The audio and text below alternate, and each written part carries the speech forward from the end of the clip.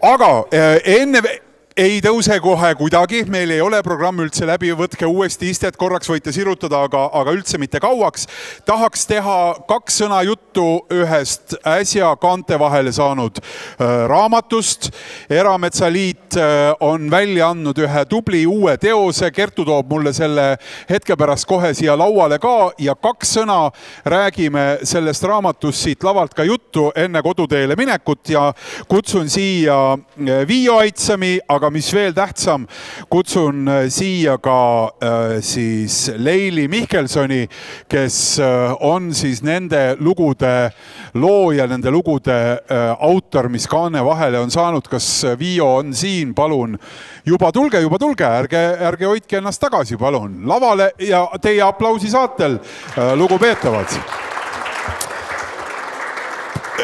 Ja hoolitsege selle eest, et ka Viio, võtame sealt, anna Leilile edasi ja siis võta endale järgmine mikrofon. Meil on siin ka üks olemas, palun. No nii, raamat siin ja Leili, ma tean, et need on olnud siis, juba on sees, enam kui 10 aasta jooksul, 14 aasta jooksul kogutud ja kirjutatud lood ja Viio pani nad siia raamatusse siis ka kenasti kokku. Leili, miks sa kunagi selle jamaga üldse alustasid? Miks sa ei elanud rahulikult edasi, ei teinud oma asja? Miks hakkasid pidama Maalehe juures seda pikka blogi? No jah, ma tegelikult ju päevikut pidasin varem ja see oli Viio, kes ütles, et Maaleht on igav ilma Sinuta? Ilma minuta, ja nii oli. Aitasid välja? Aitasin välja. Kas sa pärast nagu, kas tekkis ka mingi sisemine tsensor natukene? Kas tekkis ka mingi nagu teine vaatenurk, et nüüd loevad ikkagi seda paljud. Päevikut ma kirjutan ise endale, mõned sõbrad tuttavad võib-olla lugesid seda, eks ju, ise põhiliselt, aga nüüd on see avalik materjal. Kas hakkasid ka vaatama, mida kirjutan, kuidas kirjutan, võib-olla enam mõned teravused ei ütle. Iga artikli lõpetan alati, et Ando on tore mees lausega, nii nagu kunagi vanadel roomlastel, et Kartaago tuleb hävitada. No jah, see tsensuur tekkis, jah. Tekkis? Tekkis. Aigu põnev? Jaa. Kes see tegi seda? Ise ikkagi, jah? Ise, ja mõtlesin, et hakkab kuskilt kriitika nooled pihta lendama ja ma ei talu hästi seda kriitikat. Aeg-ajalt kommentaare ikkagi lugesid? Ikka lugesin, aga need olid üldjoontes kõik positiivsed. No selle üle on hea meel. Viio, mis hetkel sa aru said, et see, mis Leili kirjutab, et see on miski, mida inimesed peaksid rohkem või sellest üldse osa saama? Ma ei mäleta, küllap vist siis, kui me seda tegema hakkasime. Ma tegin Metsalehte Maalehest tol ajal. Mis sind Leili kirjutiste juures siis sellisel kombel võlus, et sa nendest otsustasid sellise pikema sarja teha? Leili on ja oli mingis mõttes tüüpiline metsaomanik ja mingis mõttes täiesti haruldane metsaomanik. Ja selle komplekti juures ka kirjutas hästi. Ta kirjutas Metsalehele paar lugu. Tal olid kõik need küljed.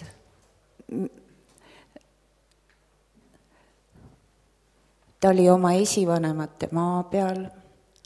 Ta ise möllas metsas, ta tegi kõike. Ta õppis seda metsatööd ja seda metsakooslust, mis ta ümber oli. Ta silmnähtavalt kasvas koos selle metsaga metsaomanikuks. Ma ei oska seda võib-olla seletada, aga lihtsalt väga tähtis oli, et mulle tundus, et see kõik saaks fikseeritud. Leili, kui sageli oli nii, et Viio kirjutab sulle vastu või ma ei tea, kas ta helistas vastu, ütles, kuule, see lugu nüüd küll kuhugi ei kõlba. Ei, Viio ei puutunud minu kirjutistesse. Üldse, aga toimetus ülejäänud? Ei. Nemad ka mitte, kõik avaldasid ära? Jah, kõik nii nagu kirjutasid. Väga tore, see olles ise ajakirjanikuna on, ma arvan, haruldane, järelikult panid millegi ikkagi väga kümnesse, väga kümnesse. Ma arvan, et ma kunagi pärast keskkooli töötasin 1 aasta ajalehes korrektorina ja ilmselt kirjavigadest püüdsin hoiduda ja see oli suur asi toimetusele. Ja ega muust on nagu nii aru ei saanud, eks ju. Kirjutab keeleliselt õigesti, siis juba läheb, väga õige. Nii see sageli on. Kui palju ja mis hetkel ikkagi tekkis see tunne, et kuna ma pean nüüd sellest kirjutama, ma pean järjekordse loo ära saatma, ma peaks midagi nagu juurde vaatama, sest et ma ei taha saata päriselt seda, mida ma siin nüüd enesetarkusest arvan, et kui kiiresti tuli see kätte, et see projekt, see komme kirjutada, ma arvan, loodan, et see oli ka meeldiv kogu aeg, et see lihtsalt andis ka sulle midagi, mis hakkas nendes lugudes peegelduma nende otsingute, teadasaamiste, arusaamiste kaudu, mida sa kõrvalt hakkasid vaatama? Jah, tegelikult mul ei olnud üldse raske seda teha. See tuli kohe. Õhtul oli nagu vaja päevamuljet, see oli nagu päeviku pidamine. Aga natukene püüdsin loetavamaks seda teha ja mitte väga isiklikuks. No üldiselt ikka oli isiklik alguses, väga kohe. Aga nii ta läks. Nüüdseks on läbi. Kuidagi ajad on teised ja säde on kadunud. No asjad ongi oma alguse ja oma lõpuga, see on väga tore ja mul on väga hea meel, et see asi on siia ka kaante vahele saanud ja siit ta jääb igaveseks ajaks igavesti edasi. Lihtsalt nende lugude juurde, Leili, mingi lugu, midagi, mis sellel hetkel, kui seda veel ei olnud, eks, kui seda ei olnud juhtunud, mis siia kaante vahele nendes lugudes jõudis. Mingi selline särtsakas hetk, ootamatu, kummaline, veider, naljakas, lõbus, ükskõik milline nendest, mis takkajärgi mõeldes mõjub, et väga seikluslik. Ei, no ma otse niisugust seiklust ei mõtle, aga niisugust perekonnale ja mulle ja hingele minev asi oli üks pildi tegemine nõnda nimetatud titekivi peal, meie maa peal, kus kunagi olevat naine lapse sünnitanud. Lavastasite uuesti selle episoodi?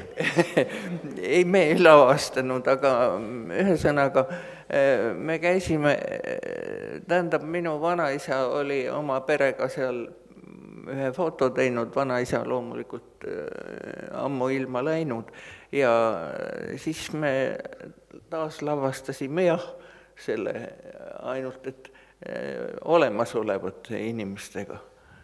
No ja see võib-olla, ma ilmselt kirjutasin ka selle loo. Ega ma ei mäleta. Kas sai siia sisse või saanud? See on seal raamatust täitsa olemas. Väga hea. Viio, kas saab alati seda järele küsida? Kas mõnikord või mingis kohas ikkagi nagu mingi teema peale mõeldes, ma arvan, et see natukene ju oli ka niipidi, et mingi teema peale mõeldes. Kas see mets ka üllatas sind? Kas see teistmoodi otsiva silmaga vaatamine näitas sulle midagi, mida sa ei olnud enne näinud? Oi, see mets üllatab siiamaani. Iga päev üllatas. Nii et ei. Mingi meenutus, mis see üllatushetk siis näiteks oli, mida ei oleks osanud oodata või tahtagi? No näiteks ma teadsin, et kusagil peab karukold olema ja nagu peab meie metsas olema ja siis otsimine umbes ja läksin selle vana osa peale, kus ma tean, et kõige vanem osa ja üles leidsin ja oligi karukold. No ütleme, puht ise üksinda ja ühte taime otsima ainult. Kaua sa otsisid seda siis? No ma ei tea, ikka tunnikene ikka, aga mul suund ja koht oli teada. Vaist ütles, et seal kuskil? Vaist ütles ja praegu tänapäevane nüüd järjest laieneb. Et otsima minnes Vaist ütleb, et seal võiks see taim olla? Jah, nii oli. Kuna see oli kõige vanem metsaosa, niimoodi kiviaia ääres ja See on päris huvitav, see tõesti väga huvitav. See mulle meenutab ühte fakti, et väidetavalt Londoni taksojuhtidel on selline ajuosa nagu hypothalamus, mis on nagu kaart, asukohad, kus miski on, läbi mida saaks sõita. Ma arvan, et sul on sama suur see nagu neil Londoni taksojuhtil. Neil on keskmisest suurem, sest nad teavad, kus midagi on. Et sul on nagu metsateemaline see ajuosa suurem. Ja see, et ma leian üles. Väga tore. Viio, kas sinul mingitest nendest lugudest, mis toimetades seda raamatut kokku pannes, mis olid sellised, mis sulle tõesti nagu korda läksid, südamesse läksid, mis Leili pika ajaloo jooksul üles tähendatud lugudes ja kaante vahele said?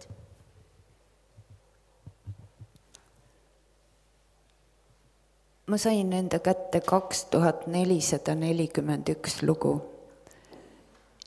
ja raamatusse mahtus neist 119. Ma ei oska öelda nende kohta, mis raamatusse valitud said. Neid lugusid lugedes, ma lugesin neid ikka üle kuu vist. Kogu aeg sain üllatada. See on täiesti vaimustav, mis Leili on kirjutanud tegelikult. Sellist asja, teist ei ole. No, Leili muidugi istub siin meie vahel praegu, et ma loodan, et tunneb ennast hästi selle küsimuse peale ka. Mis inimene see Leili siis on? Et kui sa nagu lugesid kõiki need 2000 lugu, siis pidi ikkagi lõpuks ju arusaamine tekkima, et kes see inimene selline on, Leili Mihkelson? Sa ei tohi ette öelda. Las Viio mõtleb rahulik. Ma ei öelnud Leili kohta, et sellist asja teist ei ole. Ma ütlesin Leili lugude kohta. Leilit ka teist ei ole. Sellist asja nagu tema lood kokku ei ole teist. Ei saagi olla, sest see on see aeg, mida enam Eesti erametsanduses ei tule. See on see ülesehitamise aeg tegelikult. Leili on sellest põlvkonnast. Üks asi see, kogu see kogemuse korjamine, aga teine asi see, et Leili, ta tunneb neid oma, ühesõnaga ta on õppinud selgeks oma metsa kui koosluse. Seal lugudes ta kirjeldab neid taimi ja neid liblikaid ja neid loomi ja neid linde, keda ta kõike seal on kohanud. Meil ei ole Eestis niisugust metsalooduse õpikut või kas või raamatut, kus seda nii läbi enda on tehtud. Ta on tõeline õpik tegelikult minu meelest. Ja elav õppematerjal istub meie vahel siin. Aga ikkagi sa vältsid nagu seda, et mis sa inimese kohta teada said, milline Leili on, mis inimesega tegemist on?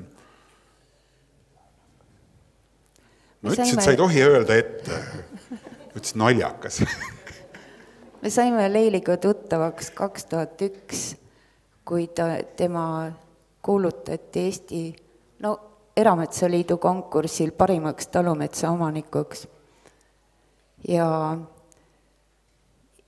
Ja siis me tegime sinna Maalehe metsalehte siis lugu ja siis, kui me seal Vändrametsas kokku saime, siis hakkasime me rääkima ja siis selgus, et me oleme tegelikult sugulased.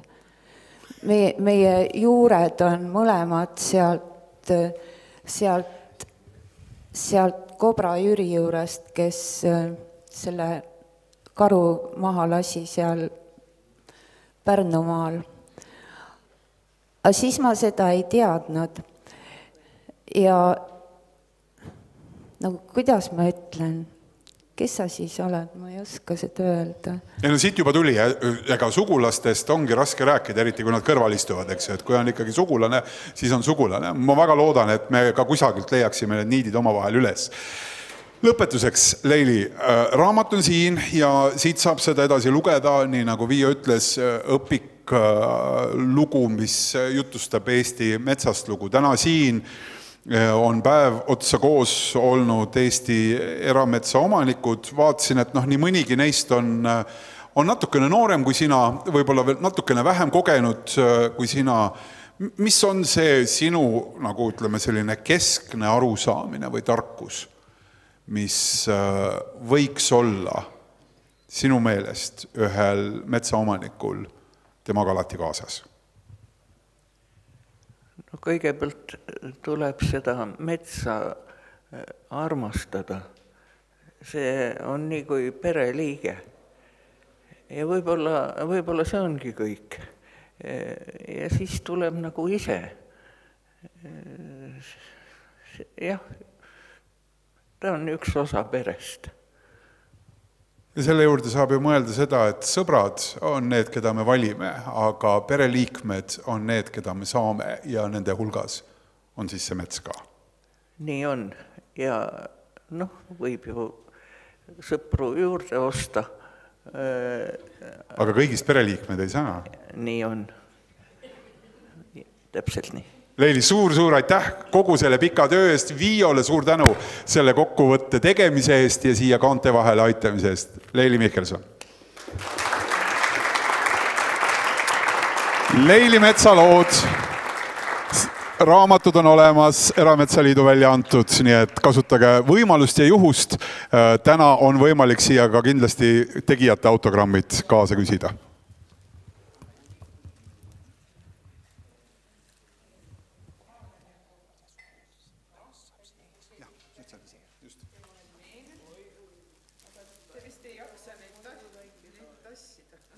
No Mari aitab nagu ise, tassib ja aitab kaasa. Ja.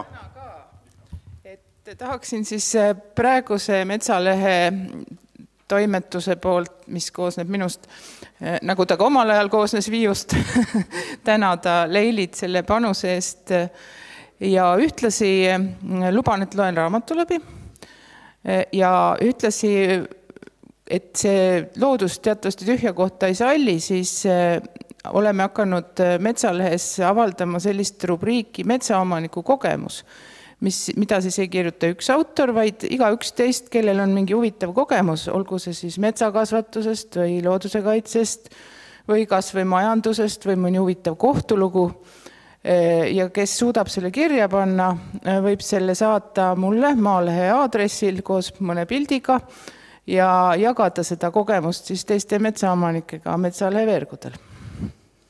Aitäh! Aitäh Leili, suur tänu Mari. Aitäh selle töö tegemise eest, kõik asjad on siit ilusasti kaasa võetud.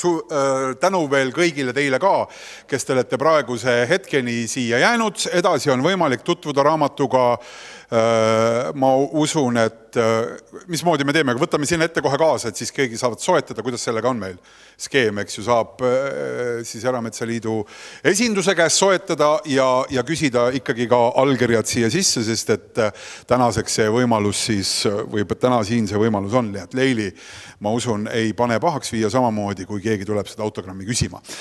Suur tänu selle päeva koos veetmise eest. Ma väga loodan, et mõned küsimused siin said võib-olla jälle päevavalguse kätte toodud, loodetavasti ka mingid protsessid siit käima lükatud ja ootuse ja lootusega, et need teemad, mis täna siin kõneldud ja jagatud said, mitte ei vaibu, vaid vastupidi, koguvad hoogu, sest selge on see, et olukord ja pilt ja olud on pidevas muutumises ja nad on muutunud meie ümber ja see kindlasti küsib uute lähenemiste järele.